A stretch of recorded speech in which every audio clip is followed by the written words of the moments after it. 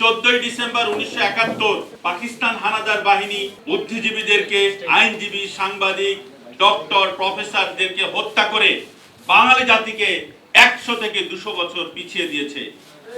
পেশাজীবী অধিকার পরিষদের শুরু থেকেই আমরা এক ঝাঁক সহকর্মী অক্লান্ত পরিশ্রম করে সব সময় বিভিন্ন ফ্যাসিস্ট আমলে অন্যায়ের প্রতিবাদ করে আসছিলাম। এভাবে যখন কেউ শেখ হাসিনার আমলে টু শব্দ করার সময় সাহস পর্যন্ত দেখায়নি, আমরা তখন এই ডিআরইউতে প্রেস ক্লাবে অসংখ্য প্রোগ্রাম করেছি প্রতি মাসে ধারাবাহিকভাবে, এবং সেটা এখনো চলমান।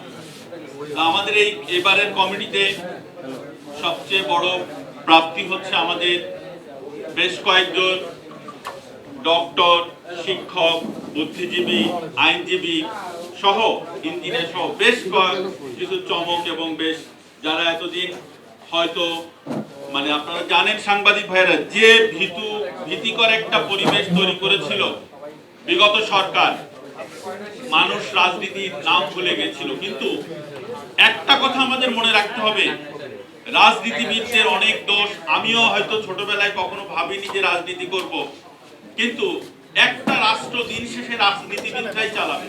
সুতরাং পেশাজীবীদেরকে যদি আমরা রাজনীতিতে সম্পৃক্ত করতে না পারি, তাহলে দেশ কিন্তু অনেক পিছিয়ে যাবে। আপনাদের নিশ্চয় মনে আছে 14 ডিসেম্বর 1971 পাকিস্তান হানাদার বাহিনী বুদ্ধিজীবীদেরকে, আইনজীবী, সাংবাদিক, ডক্টর, প্রফেসরদেরকে হত্যা করে বাঙালি জাতিকে 100 থেকে 200 বছর পিছিয়ে দিয়েছে। সুতরাং আমাদেরকে সকল পেশাজীবীদেরকে সাথে নিয়ে তাদেরকে পেশাগত মান উন্নয়ন করে, তাদের রাজনীতিতে সম্পৃক্ত করে, জাতি গঠনে নতুন করে তাদেরকে সুযোগ দিতে হবে।